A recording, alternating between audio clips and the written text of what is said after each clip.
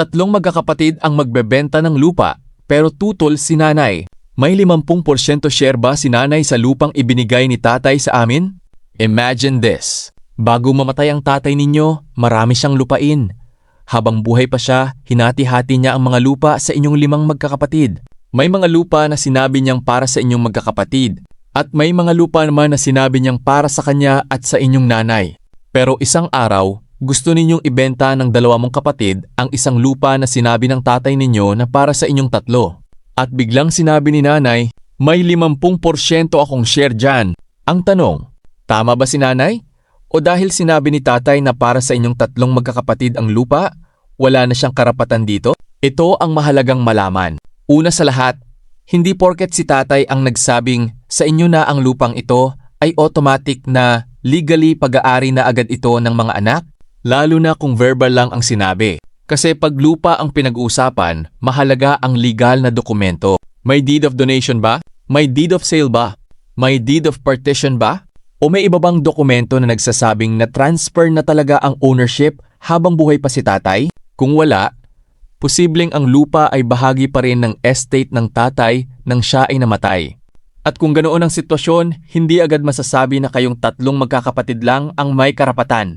Ngayon, pag-usapan naman natin si nanay. Kung sinasabi niya na may 50% akong share dyan, posible bang tama siya? Ang sagot? Posible. Pero hindi automatic. Kailangan mo nang alamin kung saan nanggaling ang lupa. Kailan ito nakuha? Bago ba ikasal sina tatay at nanay? Nakuha ba ito habang kasal sila? Minana ba ito habang kasal sila? O binili nila habang mag-asawa sila? Bakit mahalaga iyon? Dahil may mga property na maaaring exclusive property ng isang asawa. Pero mayroon ding property na maaaring bahagi ng property regime ng mag-asawa. Kaya hindi pwedeng tingnan lang kung kaninong pangalan nakasulat ang title.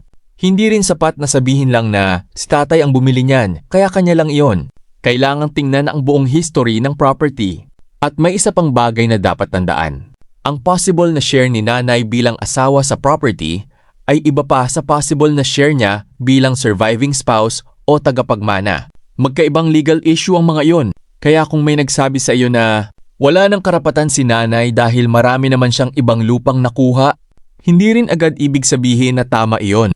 Hindi basta nawawala ang legal rights ng isang tao dahil lamang marami na siyang ibang property. Kailangan tingnan kung paano nakuha ang bawat lupa at kung ano ang legal na status nito.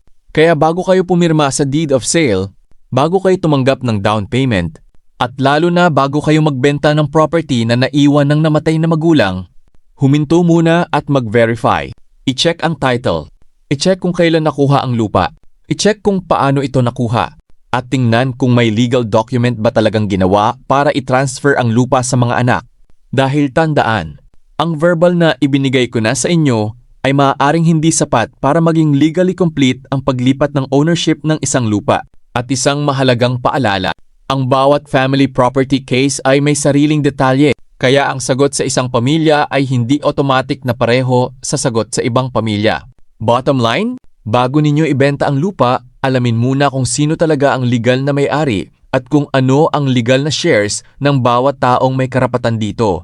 Dahil mas madaling magtanong at mag-verify ngayon kaysa magkademanda at magkagulo ang pamilya sa hinaharap. Kung may tanong ka rin tungkol sa mana, lupa, titulo, conjugal property o paghahati ng ari-arian, follow ang page na ito para sa mas marami pang awareness PH content. At kung may general situation kang gustong ipaliwanag, i-comment mo lang sa baba. Baka iyon na ang susunod nating pag-usapan.